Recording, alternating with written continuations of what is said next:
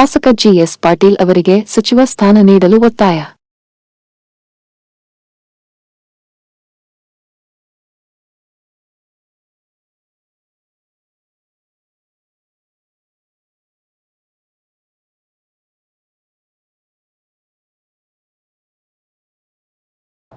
ಇವತ್ತಿನ ದಿವಸ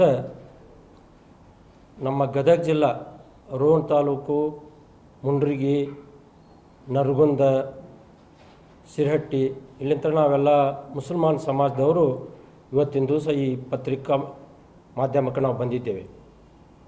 ಇವತ್ತು ನಡೆಯುವಂಥ ಒಂದು ಮಂತ್ರಿಮಂಡಲ ವಿಸ್ತರಣೆಯಲ್ಲಿ ಸನ್ಮಾನ್ಯ GS ಪಾಟೀಲರು ಸಹಿತ ಸುಮಾರು 50 ವರ್ಷಗಳ ಕಾಲ ಈ ಕಾಂಗ್ರೆಸ್ ಪಕ್ಷವನ್ನು ಸಂಘಟನೆ ಮಾಡಿ ಇವತ್ತಿನ ದಿವಸ ನಮ್ಮ ರೋಣ ತಾಲೂಕಿನಾದ್ಯಂತ ಎಲ್ಲ ಇವತ್ತು ಸ್ಥಳೀಯ ಸಂಘ ಸಂಸ್ಥೆಗಳ ಚುನಾವಣೆ ಆಗಲಿ, ಯಾವುದೇ MLC ಚುನಾವಣೆಗಳಾಗಲಿ, MP ಚುನಾವಣೆಗಳಾಗಲಿ, ಯಾವ ಚುನಾವಣೆಗಳು ಬಂದರೂ ಸಹಿತ ಒಳ್ಳೆಯ ಒಂದು ಪ್ರಾಮಾಣಿಕವಾಗಿ ಶಿಸ್ತಿನ ಸಿಪಾಯಿಯಾಗಿ ಇವತ್ತು ಅಲ್ಲಿ ನಿಂತಂಥ ಕ್ಯಾಂಡಿಡೇಟಿಗೆ ಹೆಚ್ಚು ಬಹುಮತಗಳಿಂದ ಆರಿಸಿ ತರುವಂಥ ಒಂದು ಒಳ್ಳೆಯ ಕೆಲಸವನ್ನು ಈ ಪಕ್ಷದಲ್ಲಿ GS ಪಾಟೀಲ್ ಮಾಡಿದ್ದಾರೆ. ಇವತ್ತವರು ಜಿಲ್ಲಾ ಅಧ್ಯಕ್ಷರಾಗಿಯೂ ಸಹಿತ ಇವತ್ತು ಸೇವೆ ಸಲ್ಲಿಸ್ತಾ ಇದ್ದಾರೆ. ಜಿಲ್ಲೆಯಲ್ಲಿ ಅತ್ಯಂತ ನಮ್ಮ ಗದಗ ಜಿಲ್ಲೆ ಇರ್ತಕ್ಕಂಥ ಪ್ರತಿ ತಾಲೂಕಿನಲ್ಲಿ ಇವತ್ತು GS ಪಾಟೀಲರು ಯಾವುದೇ ಒಂದು ಸ್ಥಳೀಯ ಚುನಾವಣೆ ಇರಲಿ, ಇವತ್ತು ಲೋಕಸಭಾ ಚುನಾವಣೆ ಇರಲಿ, MLA ಚುನಾವಣೆಗಳಿಗೆ ಇರಲಿ, ಎಲ್ಲ ಚುನಾವಣೆಗಳಲ್ಲೂ ಸಕ್ರಿಯವಾಗಿ ಕೆಲಸ ಮಾಡಿ ಆ ಗೆಲುವಿನ ಒಂದು ರೂವಾರಿಗಳಾಗಿ ಇವತ್ತಿನ ದಿವಸ ಗದಗ ಜಿಲ್ಲೆಯಲ್ಲಿ GS ಪಾಟೀಲ್ ಕೆಲಸ ಮಾಡ್ಯಾರ. ಇವತ್ತು ನಮಗೆ ಯಾಕೆ ಇವತ್ತು ಆಮೇಲೆ ತಾಲೂಕಿನಾದ್ಯಂತ ಸಾಕಷ್ಟು ಇವತ್ತು ಅಭಿವೃದ್ಧಿ ಮಾಡುವಪ್ಪ ಒಬ್ಬ ನಾಯಕ GS ಪಾಟೀಲ್ ನಾವು ನೋಡ್ತಾ ಇದ್ದೇವೆ. ಇವತ್ತು ನಮ್ಮ ರೋಣ ತಾಲೂಕಿನಲ್ಲಿ ನಮ್ಮ ಸಮಾಜ ಇವತ್ತಿನ ದಿವಸ ನಾವು ಬಂದಂಥ ಎಲ್ಲ ಮುಸ್ಲಿಂ ಸಮಾಜದ ಬಾಂಧವರು ಇವತ್ತು ನಮ್ಮ ಸಮಾಜಕ್ಕೆ ಸಾಕಷ್ಟು ಅವರು ಏನು ಮಾಡ್ಯಾರ, ಭಾಳಷ್ಟು ಕೆಲಸ ಮಾಡಿದ್ದಾರೆ. ಇವತ್ತು ಶಾದಿ ಮಲ್ಗಳಿರ್ಬೋದು, ಈ ಮಸೂತಿಗಳಿರ್ಬೋದು, ಯಾವುದೇ ಒಂದು ನಮ್ಮ ಸಮಾಜ ಸಾಕಷ್ಟು ಅಭಿವೃದ್ಧಿಗಳು ಮಾಡ್ಯಾರ. ಅಂಥ ಒಬ್ಬ ಧೀಮಂತ ನಾಯಕಕ್ಕೆ ಇವತ್ತಿನ ದಿವಸ ಸರ್ಕಾರದಲ್ಲಿ ಒಂದು ಮಂತ್ರಿ ಸ್ಥಾನ ಕೊಡೋದಿಲ್ಲಪ್ಪ ಅಂತಂದ್ರೆ ನಮಗೆಲ್ಲ ಈ ಜಿಲ್ಲೆಯಲ್ಲಿರ್ತಕ್ಕಂಥ ನಮ್ಮೆಲ್ಲ ಮುಸಲ್ಮಾನ್ ಬಾಂಧವ್ರಿಗೆ ಬಹಳ ಒಂದು ನೋವಾಗೈತೆ. ಯಾಕಂತ ಸುಮಾರು ವರ್ಷಲಿಂತ ನಮ್ಮದು ರೋಣ ತಾಲೂಕಿನಲ್ಲಿ ಸುಮಾರು ಅಂದಾನಪ್ಪ ದೊಡ್ಡಮೇಟೆ ಅವರು MLA ಇದ್ದಾಗ ಅವಾಗ ಮಾತ್ರ ನಮ್ಮ ತಾಲೂಕಿಗೆ ಅಂದಾನಪ್ಪ ದೊಡ್ಡಮೇಟೆ ಅವರು ಚಿಕ್ಕ ನೀರಾವರಿ ಮಂತ್ರಿ ಆಗಿದ್ದರು. ಅದು ಒಂದು ಬಿಟ್ಟರೆ ಇವತ್ತಿನವರೆಗೂ ನಮ್ಮ ರೋಣ ತಾಲೂಕಿನಲ್ಲಿ ಕಾಂಗ್ರೆಸ್ ಶಾಸಕರು ಯಾರೂ ಮಂತ್ರಿ ಆಗಿಲ್ಲ. ಇವತ್ತು GS ಪಾಟೀಲರು ಒಂದು ಒಳ್ಳೆ ಬಲಿಷ್ಠವಾದಂಥ ಒಂದು ನಾಯಕ. ಇವತ್ತು ಅವ್ರಿಗೆ ಯಾವುದೇ ಒಂದು ಸಂದರ್ಭದಲ್ಲಿ ಇವತ್ತಿನ ದಿವಸ ಅವ್ರಿಗೆ ದೇವರು ಸಾಕಷ್ಟು ಸಂಪತ್ತು ಕೊಟ್ಟಾನ, ಒಳ್ಳೆ ವಿದ್ಯಾವಂತರು ಹಾಗೂ ಸಾಕಷ್ಟು ಪಕ್ಷ ಸಂಘಟನೆ ಮಾಡುವಂಥ ಒಬ್ಬ ನಾಯಕ. ಇಂಥವ್ರನ್ನ ಯಾಕೆ ನಾವು ಸರ್ಕಾರದವ್ರು ಗುರುತಿಸಬಲ್ಲರು? ಯಾಕೆ ಅನ್ಯಾಯ ಆಗ್ತಾ ಇದೆ ನಮ್ಮ ರೋಣ ತಾಲೂಕಕ್ಕೆ? ಗದಗ ಜಿಲ್ಲೆಗೆ ನೀವು ಯಾಕೆ ಬರೀ ಒಬ್ಬರನ್ನಾಗಿ ಸೀಮಿತ ಮಾಡ್ತೀರಿ? ಇವತ್ತು ಗದಗ ತಾಲೂಕಿಗೆ ಇಷ್ಟು ವರ್ಷ ಆದರೂ ನೀವು ಗದಗ ತಾಲೂಕಿಗೆ ನೀವು ಮಂತ್ರಿ ಸ್ಥಾನ ಕೊಟ್ಕೊಂತ ಬಂದಿರಿ. ಯಾಕೆ ನಮ್ಮ GS ಪಾಟೀಲರಿಗೆ ಕೊಡಬಾರ್ದು? ಈಗ ಉಳಿದಿರೋದು 2 ವರ್ಷ ಅವಧಿ. ಸುಮಾರು GS ಪಾಟೀಲರಿಗೆ 80 ವರ್ಷ 50 ವರ್ಷ ಈ ಕಾಂಗ್ರೆಸ್ ಪಕ್ಷದ ಸೇವಾ ಮಾಡ್ಯಾರ. ಯಾಕೆ ನೀವು ಕೊಡಬಾರ್ದು ಅಂತ ನಾವು ನಿಮ್ಮನ್ನು ಈ ರಾಜ್ಯದ ನಾಯಕರನ್ನ ಕೇಳ್ತಾ ಇದ್ದೀವಿ. ಇವತ್ತು ರಾಜ್ಯದಲ್ಲಿರುವಂಥ ನಾಯಕರು ಎಲ್ಲ ನಾಯಕರು ಏನದಾರ ನಾವು ಇಷ್ಟು ವರ್ಷಲಿಂತ ನಾವು ನೋಡಕತ್ತೀವಿ. ಕೇವಲ ಅವರೇ ಅವರು ಏನು ಈಗ ಹಿಂದೆ ಏನು ಬಂದಿದ್ರು ಮಂತ್ರಿಮಂಡಲ, ಅದೇ ಮಂತ್ರಿಮಂಡಲ ಬರೀ ಅವ್ರಿಗೆ ಕೊಡೋದು. ಯಾಕೆ ಇವರು ಪಕ್ಷ ಸೇವೆ ಪಕ್ಷ ಕಟ್ಟಿ ಇಷ್ಟೆಲ್ಲ ಕೆಲಸ ಮಾಡೋದು ತಪ್ಪ? ಇವತ್ತು GS ಪಾಟೀಲ್ ಒಬ್ಬ ಒಂದು ದೊಡ್ಡ ಒಂದು ಮನೆತನದ ವ್ಯಕ್ತಿ. ಅವರು ಇವತ್ತು ತಮ್ಮ ತನು ಮನ ಧನ ಸಾಕಷ್ಟು ದುಡ್ಡನ್ನು ಖರ್ಚು ಹಾಕಿ ಈ ಪಕ್ಷಕ್ಕೆ ಸಂಬಂಧ ಅವರು ಸಂಘಟನೆ ಮಾಡ್ತಾ ಇದ್ದಾರೆ. ಪ್ರತಿಯೊಂದು ಹಂತದಲ್ಲಿ ಈ ಪಕ್ಷಕ್ಕಾಗಿ ಇವತ್ತು ಏನೇ ಒಂದು ಕಳಂಕ ಇಲ್ಲ ಅವರಲ್ಲಿ. ಇವತ್ತು ಪಕ್ಷ ವಿರೋಧಿ ಮಾಡ್ಯಾರ ಒಂದೇ ಒಂದು ಕಳಂಕನ ಇವತ್ತು ನೀವು ತೋರಿಸ್ಕೊಡ್ರಿ.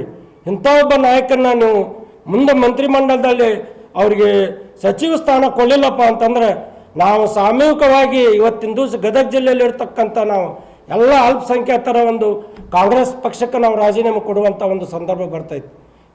ಇವತ್ತು ಕೇವಲ ನಾನು ಮುಸಲ್ಮಾನರು ಅಂತ ಹೇಳೋದಿಲ್ಲ, ಇವತ್ತು ಎಲ್ಲ ಧರ್ಮದ ಎಲ್ಲ ಜಾತಿ ಜನಾಂಗದವ್ರನ್ನ ತಗೊಂಡು ಹೋಗುವಂಥ ಏಕೈಕ ನಾಯಕ ಯಾರಾದ್ರೂ GS ಪಾಟೀಲ್ ಅಂತ ನಾನು ಈ ಸಂದರ್ಭದಲ್ಲಿ ಹೇಳ್ತೀನಿ. ಇವತ್ತು ಪ್ರತಿಯೊಂದು ಹಂತದಲ್ಲಿ ಯಾವುದೇ ಒಂದು ಸಂದರ್ಭದಲ್ಲಿ ಯಾರನ್ನೂ ಅವರು ಕಡೆಗಣಿಸಿಲ್ಲ.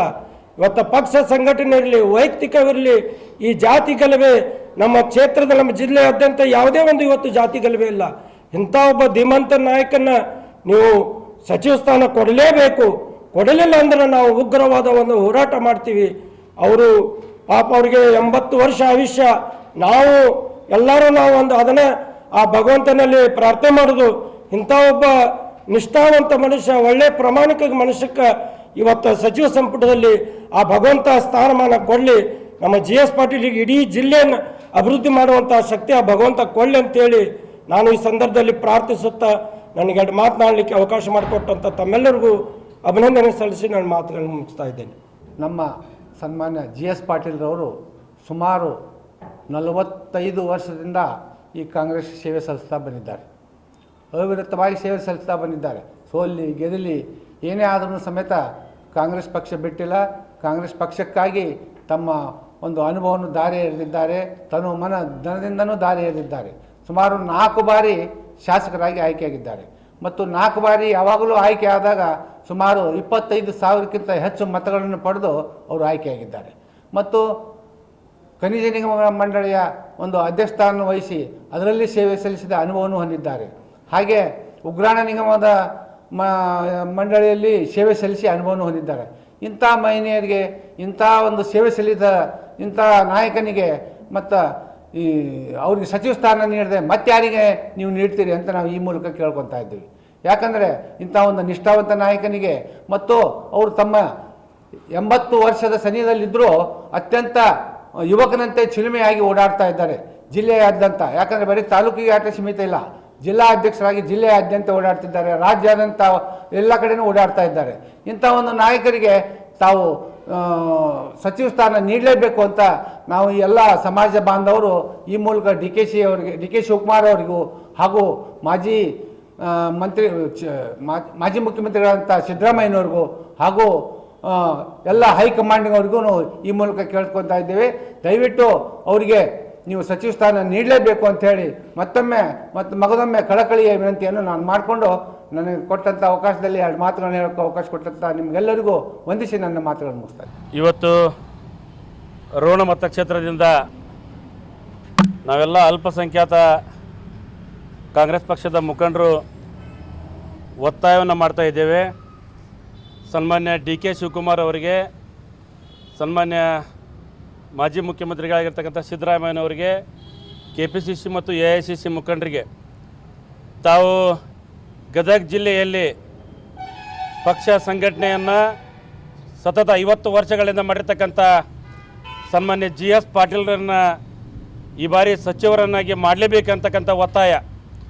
ತಾವು ಇಬ್ಬರು ನಾಯಕರು ಗದಗ ಜಿಲ್ಲೆ ಇವತ್ತು ರೋಣಕ್ಕೆ ಬಂದಾಗ ಅಂದಿನ ಮುಖ್ಯಮಂತ್ರಿ ಆಗಿದ್ದರು ಸನ್ಮಾನ್ಯ ಸಿದ್ದರಾಮಯ್ಯ ಸಾಹೇಬರು. ಅವತ್ತು ಹೇಳಿದರು ಸನ್ಮಾನ್ಯ GS ಪಾಟೀಲ್ರು ಸಚಿವರಾಗಲಿಕ್ಕೆ ಎಲ್ಲ ಅರ್ಹತೆಯನ್ನು ಹೊಂದಿದ್ದಾರೆ, ಮುಂದಿನ ದಿನಗಳಲ್ಲಿ ಪರಿಗಣಿಸ್ತೇವೆ ಅಂತೇಳಿ.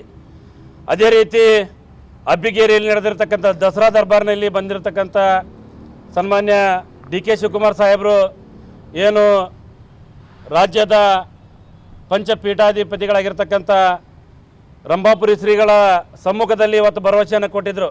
ಸನ್ಮಾನ್ಯ GS ಪಾಟೀಲ್ರು ರಾಜ್ಯ ಮಟ್ಟದಲ್ಲಿ ಸೇವೆಯನ್ನು ಮಾಡ್ತಕ್ಕಂಥ ಸಂದರ್ಭ ಒದಗಿ ಬರ್ತದೆ ಅಂತೇಳಿ ಇಬ್ಬರು ನಾಯಕರು ಆ ಮಾತನ್ನು ಉಳಿಸ್ಕೋಬೇಕು. ಒತ್ತಾಯವನ್ನು ಮಾಡ್ತೀವಿ ನಾವೆಲ್ಲ ಇಲ್ಲಿ. ಇವತ್ತೇನು ನಮ್ಮ ಕ್ಷೇತ್ರಕ್ಕೆ ಬಂದಾಗ ನೀವೇನು ಸಚಿವರನ್ನಾಗಿ ಮಾಡ್ತೀವಿ, ರಾಜ್ಯ ಮಟ್ಟದಲ್ಲಿ ಸೇವೆ ಮಾಡೋಕ್ಕೆ ಅವಕಾಶ ಕೊಡ್ತೀವಿ ಅಂತೇಳಿ ಲಕ್ಷಾಂತರ ಕಾರ್ಯಕರ್ತರ ಸಮ್ಮುಖದಲ್ಲಿ ಏನು ಭರವಸೆಯನ್ನು ಕೊಟ್ಟಿದ್ರಿ, ಆ ಮಾತನ್ನು ಉಳಿಸ್ಕೋಬೇಕಂತೇಳಿ ನಾವು ಒತ್ತಾಯವನ್ನು ಮಾಡ್ತೀವಿ. ಇಲ್ಲದೇ ಇದ್ದರೆ ಮುಂದಿನ ದಿನದಲ್ಲಿ ಉಗ್ರವಾದ ಹೋರಾಟವನ್ನು ಮಾಡಬೇಕಾಗ್ತಿದೆ. ಯಾಕಂದರೆ ಇಲ್ಲಿವರೆಗೆ ನಾವು ಶಾಂತ ರೀತಿಯಿಂದ ಇಡೀ ರೋಣ ಮತಕ್ಷೇತ್ರದ ಗದಗ ಜಿಲ್ಲೆಯಲ್ಲಿರ್ತಕ್ಕಂಥ ಸನ್ಮಾನ್ಯ GS ಪಾಟೀಲ್ ಸಾಹೇಬರ ಅಭಿಮಾನಿಗಳು ಒತ್ತಾಯವನ್ನು ಮಾಡಿದ್ದೇವೆ. ಇವತ್ತು ಈ ಸಂದರ್ಭದಲ್ಲಿ ಏನು ಜಿಲ್ಲಾ ಉಸ್ತುವಾರಿ ಹಿಂದಿನ ಸಚಿವರಿದ್ದರು HK ಪಾಟೀಲ್ರಿಗೆ ನಾವು ವಿನಂತಿ ಮಾಡ್ಕೊತೀವಿ. ಏನು ಸೋನಿಯಾ ಗಾಂಧಿಯವರು ಪ್ರಧಾನಮಂತ್ರಿ ಹುದ್ದೆ ಒದಗಿ ಬಂದಾಗ ತಾವು ತ್ಯಾಗ ಮಾಡಿ ಅಲ್ಲಿ ಮನಮೋಹನ್ ಸಿಂಗ್ ಅವ್ರನ್ನ ಪ್ರಧಾನಿ ಮಾಡಿದರು. ಅದೇ ರೀತಿ HK ಪಾಟೀಲ್ ನಮ್ಮ ಏನು ಸಿದ್ದರಾಮಯ್ಯ ಸಾಹೇಬರು ಇವತ್ತೇನು ತಾವು ನಗುನಗುತ್ತಾ ತ್ಯಾಗವನ್ನು ಮಾಡಿ ಅಧಿಕಾರವನ್ನು ಬಿಟ್ಟುಕೊಟ್ರು ಡಿ.ಕೆ. ಶಿವಕುಮಾರ್ ಅವರಿಗೆ ಮುಖ್ಯಮಂತ್ರಿ ಸ್ಥಾನವನ್ನು. ಅದೇ ರೀತಿ ಸನ್ಮಾನ್ಯ HK ಪಾಟೀಲ್ ಸಾಹೇಬರು ತಾವು ನಗುನಗುತ್ತಾ GS ಪಾಟೀಲ್ರನ್ನ ಕರ್ಕೊಂಡೋಗಿ ಸಚಿವರನ್ನಾಗಿ ಮಾಡಬೇಕು. ತಾವೇನು ರೋಣದಲ್ಲಿ ನಡೆದಿರ್ತಕ್ಕಂಥ ಕಾರ್ಯಕ್ರಮದಲ್ಲಿ ಹೇಳಿದ್ರಿ ಜಿ ಎಸ್ ಪಾಟೀಲ್ರ ಹಿರಿತನ, ಜಿ ಎಸ್ ಪಾಟೀಲ್ರ ಅನುಭವ, ಅವರು ರಾಜ್ಯ ಮಟ್ಟದಲ್ಲಿ ಸೇವೆ ಮಾಡಲಿಕ್ಕೆ ಸಂಪೂರ್ಣ ಅರ್ಹತೆಯನ್ನು ಹೊಂದಿದ್ದಾರೆ ಅಂತೇಳಿ ಏನು ಸನ್ಮಾನ್ಯ ಎಚ್ ಕೆ ಪಾಟೀಲ್ರು ಹೇಳಿದಿರಿ, ಆ ಮಾತನ್ನು ಉಳಿಸ್ಕೋರಿ. ತಾವು ಮುಂದೆ ಸಭಾಪತಿ ಇರ್ಬೋದು, ಮತ್ತೊಂದಿರ್ಬೋದು, ರಾಜ್ಯ ರಾಷ್ಟ್ರ ಮಟ್ಟದ ನಾಯಕತ್ವದಲ್ಲಿ ತಾವು ತೊಡಗಬೇಕು. ಸನ್ಮಾನ್ಯ ಜಿ ಎಸ್ ಪಾಟೀಲ್ರನ್ನ ಸಚಿವರಾಗಿ ಮಾಡಲಿಕ್ಕೆ ಸನ್ಮಾನ್ಯ ಎಚ್ ಕೆ ಪಾಟೀಲ್ರು ನೀವು ಕಂಕಣಬದ್ಧವಾಗಿ ನಿಂತು ಸನ್ಮಾನ್ಯ ಜಿ ಎಸ್ ಪಾಟೀಲ್ರ ಸಚಿವ ಸಂಪುಟದಲ್ಲಿ ಸ್ಥಾನ ಕೊಡಿಸಲಿಕ್ಕೆ ತಾವು ಕೂಡ ಪ್ರಾಮಾಣಿಕವಾಗಿ ತ್ಯಾಗ ಮಾಡಿ ಈ ಒಂದು ಸಚಿವ ಸಂಪುಟದಲ್ಲಿ ಜಿ ಎಸ್ ಪಾಟೀಲ್ರನ್ನ ಸಚಿವರಾಗಿ ಮಾಡಲೇಬೇಕು ಅಂತೇಳಿ ನಾವು ಈ ಮೂಲಕ ಒತ್ತಾಯವನ್ನು ಮಾಡ್ತಾ ಇದ್ದೀವಿ. ರಾಜಸಾಬ್ ಸಾಂಗ್ಲಿಕರ್, ಗಜೇಂದ್ರಗಡ ಪುರಸಭೆ ಮಾಜಿ ಸದಸ್ಯರು, ಗದಗ ಜಿಲ್ಲಾ ಯೋಜನಾ ಸಮಿತಿಯ ಸದಸ್ಯರು. ಜಿ ಎಸ್ ಎಲ್ ಸಾಹೇಬ್ರು ಏನು ಮಾಡ್ಯಾರ ಏನಿಲ್ಲ ಅಂತ ಇಡೀ ರಾಜ್ಯದಾಗ ಮತ್ತು ಜಿಲ್ಲಾಕ್ಕೆ ತಿಳಿದಿರುವಂಥ ವಿಷಯ. ಮೇಲಾಗಿ ನಾವು ರೋಣ ಮತಕ್ಷೇತ್ರದಲ್ಲಿ ಹಲವಾರು ರೀತಿಯ ಹೋರಾಟ, ಗಜೇಂದ್ರಗಡ, ರೋಣ, ಅಬ್ಬಿಗೇರಿ ಮತ್ತು ಹೀಗೆ ಸೂಡಿ, ಇಟಿಗೆ ಎಲ್ಲ ತನಕ ಹೋರಾಟ ಮಾಡಿದ್ವಿ. ಈ ದಿನ ಶಾಂತಿಯುತವಾಗಿ ಹೋರಾಟ ಮಾಡಿದ್ವಿ. ಯಾಕೆ ನಾವು ಇಲ್ಲಿವರೆಗೆ ಶಾಂತಿ ರೀತಿ ಹೋರಾಟ ಮಾಡಿದ್ವಿ ಅಂದ್ರೆ, ಬರುವಂಥ ದಿನಮಾನದಲ್ಲಿ ನಮ್ಮ ರಾಜ್ಯ ನಾಯಕರು, ರಾಷ್ಟ್ರ ನಾಯಕರು ಹೇಗೆ ಪಕ್ಷೀಯ ಸಂಬಂಧ ತ್ಯಾಗವನ್ನು ಮಾಡಿ 140 ವರ್ಷ ಇರುವಂಥ ಇತಿಹಾಸ ಇರುವಂಥ ಪಕ್ಷಕ್ಕೆ ಆಣೆಯಾಗಿದ್ದಾರೆ. ಅದೇ ರೀತಿಯಾಗಿ ಸನ್ಮಾನ್ಯ ಶ್ರೀ ಎಚ್ ಕೆ ಪಾಟೀಲ್ರು ಕೂಡ ತ್ಯಾಗ ಮಾಡಿ ಮಾಡಿ ಮುಂದೆ ನಿಂತು ಜಿ ಎಸ್ ಎಲ್ ಸಾಹೇಬರಿಗೆ ಸಚಿವ ಸ್ಥಾನ ಒದಗಿಸ್ತಾರೆ ಅಂತೇಳಿ ಇಷ್ಟು ದಿನ ನಾವು ಶಾಂತಿಯುತ ಹೋರಾಟ ಮಾಡಿದ್ವಿ. ಆದರೆ ಈ 2-3 ದಿನದಲ್ಲಿ ಗದಗ ಜಿಲ್ಲೆ ಮತ್ತು ಗದಗ ಮತಕ್ಷೇತ್ರದಲ್ಲಿ ನಡೀತಿರುವಂಥ ವಾತಾವರಣ ಗಮನಿಸಿದಾಗ ಅವ್ರು ಎಲ್ಲೋ ತಮ್ಮ ಹಿಂಬಾಲಕರನ್ನ, ತಮ್ಮ ಕಾರ್ಯಕರ್ತನ ಬಿಟ್ಟು ಎತ್ತಲ ಬಾಗಿಲಿಂದ ಹೋರಾಟ ಮಾಡುವಂಥ ಮುಖಾಂತರ ಮತ್ತೆ ಪಡೆಯುವಂಥ ಹುನ್ನಾರಿ ನಡೆಸ್ಯಾರ. ಅದು ಅವ್ರಿಗೆ ಶೋಭೆ ತರುವಂಥದ್ದಲ್ಲ. ಯಾಕಂದ್ರೆ ಸುಮಾರು 4 ಅಥವಾ 5 ಬಾರಿ ಈ ಗದಗ ಜಿಲ್ಲೆಯಲ್ಲಿ ಸಚಿವರಾಗಿ ಸೇವೆ ಒದಗಿಸುವಂಥ ಅವಕಾಶ ಕಾಂಗ್ರೆಸ್ ಪಕ್ಷ ಅವರಿಗೆಲ್ಲ ಕೊಟ್ಟೈತೆ. ಮೇಲಾಗಿ ಹಿಂದೆ ನಮ್ಮ ಸಿದ್ದರಾಮಯ್ಯ ಸರ್ಕಾರದಲ್ಲಿ ಸನ್ಮಾನ್ಯ ಶ್ರೀ ಡಿ ಆರ್ ಪಾಲ್ ಸಾಹೇಬರು ಕೂಡ ಅಖಂಡ ರಾಜ್ಯಕ್ಕೆ ಯೋಜನಾ ನಿರ್ದೇಶನ ಸ್ಥಾನಕ್ಕೆ ಗದಗ ರಾಜ್ಯದ ಉಪಾಧ್ಯಕ್ಷರಾಗಿ ಅದು ಕ್ಯಾಬಿನೆಟ್ ದರ್ಜೆ ಒಂದು ಹುದ್ದೆಯನ್ನು ಕೊಡ್ತು. ಹೀಗೆ ಇಡೀ ಅವ್ರ ಕುಟುಂಬದಾಗ 2 ಸಚಿವ ಸಂಪುಟದ ಕ್ಯಾಬಿನೆಟ್ ದರ್ಜೆಯ ಸ್ಥಾನವನ್ನು ಪಡ್ಕೊಂಡು ಅಧಿಕಾರನ ಅನುಭವಿಸಿದ್ರು 3 ವರ್ಷ. ಇರುವಂಥ 2 ವರ್ಷ ಅಧಿಕಾರಾವಧಿಯಲ್ಲಿ ಸನ್ಮಾನ್ಯ ಶ್ರೀ ಹಿರಿತನಕ್ಕೆ ಮತ್ತು ಅವರು ಮುತ್ಸದ್ದಿತನಕ್ಕೆ ತಾವು ಗೌರವದಿಂದ ನಡ್ಕೊಂಡು ಅವ್ರು ಮುಂದೆ ನಿಂತು ಸಚಿವ ಸ್ಥಾನವನ್ನು ಕೊಡಿಸಿದ್ರೆ ತಮ್ಮ ವ್ಯಕ್ತಿತ್ವ, ತಮ್ಮ ಘನತೆ ಇನ್ನೂ ಹೆಚ್ಚಾಗತ್ತೆ. ಹೀಗಾಗಿ ದಯವಿಟ್ಟು ಎಚ್ ಕೆ ಪಾಟೀಲ್ ಸಾಹೇಬರಲ್ಲಿ ನಾವು ವಿನಂತಿ ಮಾಡ್ಕೊತೀನಿ, ಈಗಾದರೂ ಕೂಡ ಇರುವಂಥ 2 ವರ್ಷ ಅವರಿಗೆ ಅವಕಾಶ ಮಾಡಿಕೊಡ್ರಿ. ನಿಮ್ಗಿನ್ನ ಹಿರಿಯರು ಅದಾರ, ಪಕ್ಷ ಸೇವೆ ಮಾಡ್ಯಾರ, ಅವರಿಗೆ ಅವಕಾಶ ಒದಗಿಸ್ಕೊಟ್ರೆ ತಾವು ಕೂಡ ಪಕ್ಷಕ್ಕೆ ತ್ಯಾಗ ಮಾಡಿ ತಮ್ಮ ಸೇವೆಯನ್ನು ಒದಗಿಸೋಂತಾಗುತ್ತೆ ಅಂತ ನಾನು ಕೇಳ್ಕೊತೀನಿ. ಮುರ್ತುಜಾ ಡಾಲೈತ್ ಅಂತೇಳಿ